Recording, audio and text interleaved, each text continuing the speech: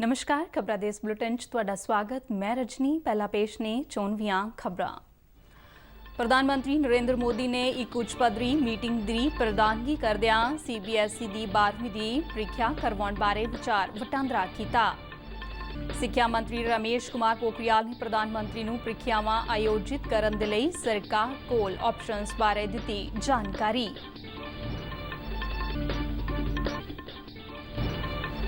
भारत विच नवे कोरोना मामलिਆਂ ਦੇ ਘਟਣ ਦਾ ਸਿਲਸਿਲਾ ਜਾਰੀ। कोरोना ਤੋਂ ठीक होने ਦੀ ਦਰ 99.26% ਤੇ ਪੁੱਜੀ।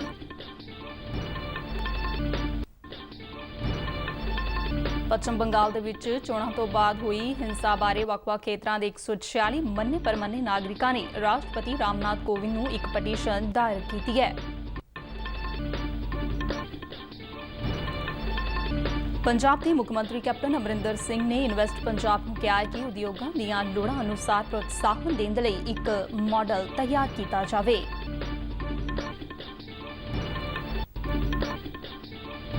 पंजाब सरकार ने घर विच इस्तेमाल के लिए ऑक्सीजन सिलेंडर देने की आग्या देने का फैसला किया है। हुण खबरां विस्तार नाल।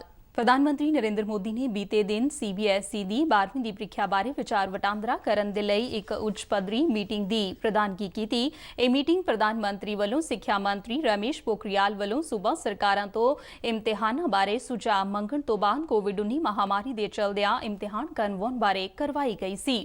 मीटिंग दौरान प्रधानमंत्री नूं इम्तिहान आयोजित करन दे लई सरकार कोल ऑप्शनस बारे संखेप जानकारी दी गई। प्रधानमंत्री ने मंत्रालय अते अधिकारियों वालों अध्यापकों ते विद्यार्थियों के मापियां दे नाल कीते विस्तारपूर्वक सलाह मशवरे बारे भी जानकारी दी गई। प्रधानमंत्री ने कहा कि सरकार नूं विद्यार्थियों की रक्षा ते सुरक्षा के नाल-नाल उन्हां दे भविख नूं ध्यान विच रखदिआं इम्तिहान करवाउण बारे फैसला लेना होवेगा।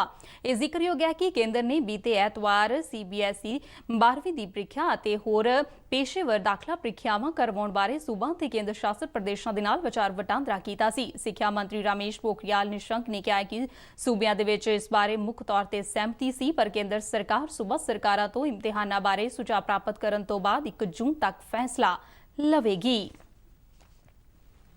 भारत विच एक्टिव मामलिਆਂ ਦੀ ਹੌਲੀ-ਹੌਲੀ ਗਿਣਤੀ ਘਟਣ ਦੇ ਨਾਲ ਦੇਸ਼ ਕੋਵਿਡ ਰਿਕਵਰੀ ਦੇ ਰਸਤੇ ਤੇ ਮਜ਼ਬੂਤੀ ਦੇ ਨਾਲ ਲੱਗੇ ਵਧ ਰਿਹਾ ਹੈ। ਲਗਾਤਾਰ ਅੱਜ 12ਵੇਂ ਦਿਨ ਵੀ ਠੀਕ ਹੋਏ ਕੋਰੋਨਾ ਮਰੀਜ਼ਾਂ ਦੀ गिनती नवे कोरोना मामलों तो वध रही। पिछले 24 घंटिया दौरान 3,26,000 कोरोना मरीज सेहतयाब हुए ने, जबकि इस समय दौरान देश भर के 1,96,000 नवे कोरोना मामले दर्ज किए गए ने।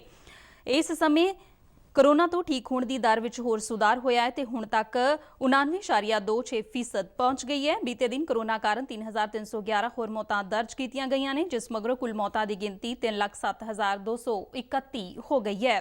पिछले 40 दिनों बाद नवे कोरोना मामले 2 ਲੱਖ ਤੋਂ ਹੇਠਾਂ ਆਏ ਨੇ। ਸਿਹਤ ਮੰਤਰਾਲਾ ਨੇ ਕਿਹਾ ਕਿ ਇਸ ਵੇਲੇ 25 ਲੱਖ ਤੋਂ ਵੱਧ ਲੋਕ ਮਹਾਮਾਰੀ ਦੀ ਲੌਗ ਦੇ ਨਾਲ ਪੀੜਿਤ ਨੇ ਅਤੇ ਉਹ ਜਾਂ ਤਾਂ ਹਸਪਤਾਲਾਂ ਵਿੱਚ ਨੇ ਤੇ ਜਾਂ ਫਿਰ ਇਕਾਂਤਵਾਸ ਵਿੱਚ ਨੇ। ਮੰਤਰਾਲਾ ਨੇ ਦੱਸਿਆ ਕਿ ਦੇਸ਼ ਵਿੱਚ ਹੁਣ ਤੱਕ 2 ਕਰੋੜ 40 ਲੱਖ ਤੋਂ ਵੱਧ ਲੋਕ ਕੋਵਿਡ-19 ਲੌਗ ਤੋਂ ਠੀਕ ਹੋ ਚੁੱਕੇ ਨੇ।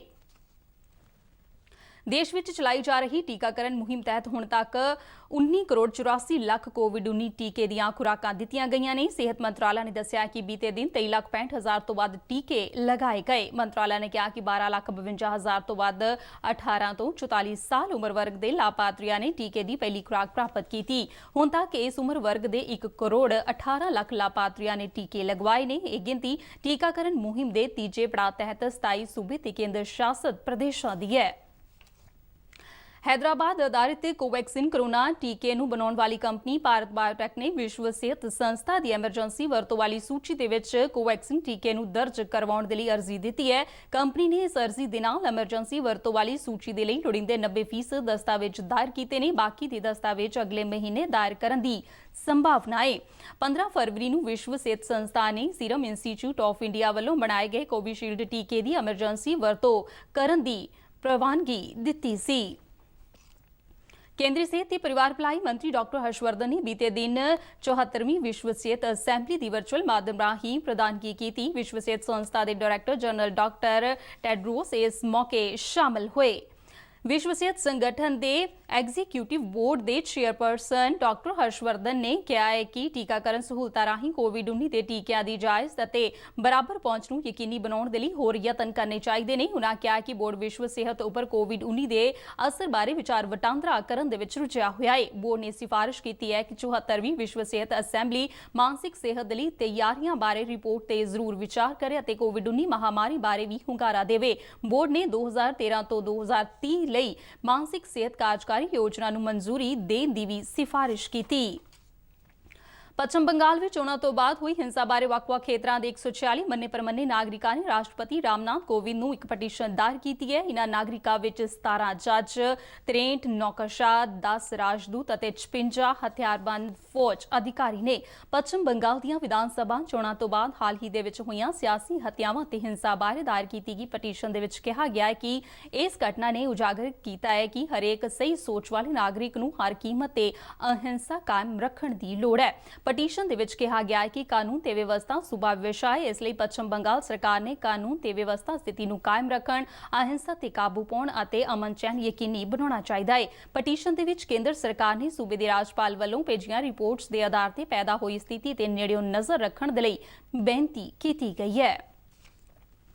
ਕੇਂਦਰ ਸਰਕਾਰ ਨੇ ਖਾਣ ਵਾਲੇ ਤੇਲ ਦੀਆਂ ਕੀਮਤਾਂ ਦੇ ਵਿੱਚ ਸਥਿਰਤਾ ਦੇ ਮੁੱਦੇ ਦੇ ਨਾਲ ਨਜਿੱਠਣ ਦੇ ਲਈ ਢੰਗ ਤਰੀਕੇ ਵਿਚਾਰਨ ਦੇ ਸਰਕਾਰੀਆਂ ਦੇ ਨਾਲ ਇੱਕ ਮੀਟਿੰਗ ਕੀਤੀ। ਮੀਟਿੰਗ ਦਾ ਮਕਸਦ ਤਾਲਮੇਲ ਯਤਨਾਂ ਦੇ ਨਾਲ ਖਾਣ ਵਾਲੇ ਤੇਲ ਦੀ ਉਪਲਬਧਤਾ ਵਾਸਪੀ ਕੀਮਤਾਂ ਤੇ ਯਕੀਨੀ ਬਣਾਉਣਾ ਹੈ। ਇਸ ਮੀਟਿੰਗ ਦੇ ਵਿੱਚ ਸਕੱਤਰ ਅਨਾਜ ਤੇ ਜਨਤਕ ਵੰਡ, ਸਕੱਤਰ ਖੇਤੀਬਾੜੀ ਅਤੇ ਸਕੱਤਰ ਖਪਤਕਾਰ ਮਾਮਲੇ ਤੇ ਹੋਰ ਸੂਬੇ ਸ਼ਾਮਲ ਹੋਏ।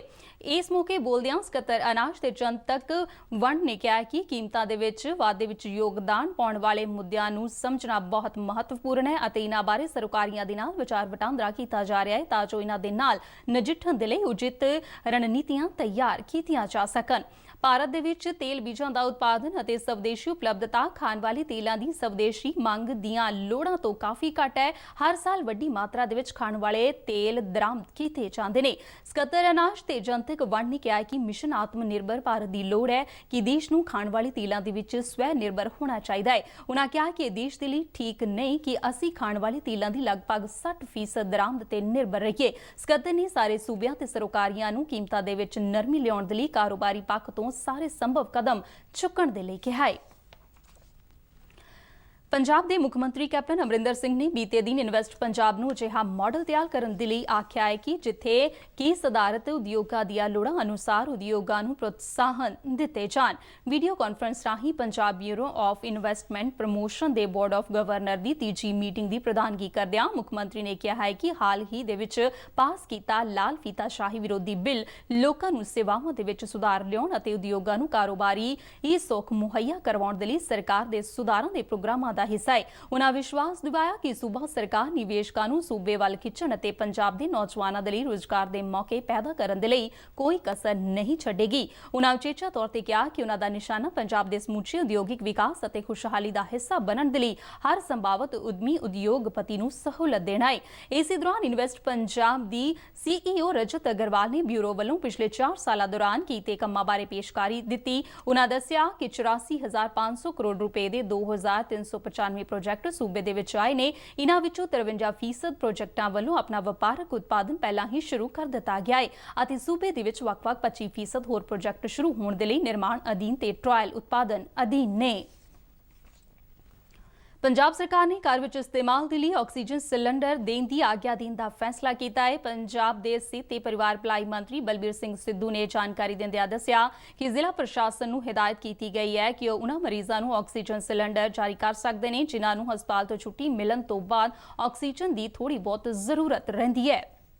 ਮੰਤਰੀ ਨੇ ਸਪਸ਼ਟ ਕੀਤਾ ਹੈ ਕਿ ਇਹ ਦਿਸ਼ਾ ਨਿਰਦੇਸ਼ ਘਰਾਂ ਵਿੱਚ ਇਕਾਂਤਵਾਸ ਕੀਤੇ ਗਏ ਮਰੀਜ਼ਾਂ ਤੇ ਲਾਗੂ ਨਹੀਂ ਹੋਣਗੇ। ਜੇ ਇਹਨਾਂ ਮਰੀਜ਼ਾਂ ਨੂੰ ਆਕਸੀਜਨ ਦੀ ਲੋੜ ਪੈਂਦੀ ਹੈ ਤਾਂ ਉਹਨਾਂ ਨੂੰ ਪੂਰੀ ਦੇਖਭਾਲ ਦੇ ਲਈ ਹਸਪਤਾਲ ਲਿਆਉਣਾ ਜ਼ਰੂਰੀ ਹੋਵੇਗਾ। ਸਿਹਤ ਮੰਤਰੀ ਨੇ ਹਸਪਤਾਲ ਤੋਂ ਛੁੱਟੀ ਤੋਂ ਬਾਅਦ ਲੋੜ ਵਾਲੇ ਮਰੀਜ਼ਾਂ ਨੂੰ ਵੀ ਆਕਸੀਜਨ ਵਾਲੇ ਸਿਲੰਡਰ ਡਾਕਟਰ ਜਾਂ ਹਸਪਤਾਲ ਦੀ ਸਲਾਹ ਤੇ ਹੀ ਦਿੱਤੇ ਜਾਣਗੇ ਅਤੇ ਅਜਿਹੇ ਮਰੀਜ਼ਾਂ ਦੀ ਨਿਗਰਾਨੀ ਤੇ ਦੇਖਭਾਲ ਦੀ ਜ਼ਿੰਮੇਵਾਰੀ ਇਲਾਜ ਕਰ ਰਹੇ ਡਾਕਟਰਾਂ ਜਾਂ ਹਸਪਤਾਲ ਦੀ ਹੋਵੇਗੀ। ਉਹਨਾਂ ਦੱਸਿਆ ਕਿ ਮਰੀਜ਼ ਦੀ ਦੇਖਭਾਲ ਕਰਨ ਵਾਲੇ ਦੀ ਸਹਿਮਤੀ ਸਵੇ ਘੋਸ਼ਣਾ ਤੋਂ ਬਾਅਦ ਦਿੱਤੇ ਜਾਣ ਵਾਲੇ ਆਕਸੀਜਨ ਸਿਲੰਡਰ 5 ਲੀਟਰ ਪ੍ਰਤੀ ਮਿੰਟ ਸਮਰੱਥਾ ਵਾਲੇ ਹੋਣਗੇ ਅਤੇ ਇਹ ਵੱਧ ਤੋਂ ਵੱਧ 4 ਹਫ਼ਤਿਆਂ ਦੇ ਲਈ ਜਾਰੀ ਕੀਤੇ ਜਾਣਗੇ। ਇਸ ਦੇ ਨਾਲ ਹੀ ਖਬਰਾਂ ਦਾ ਬੁਲੇਟਿਨ ਖਤਮ ਹੁੰਦਾ ਹੈ। ਨਮਸਕਾਰ।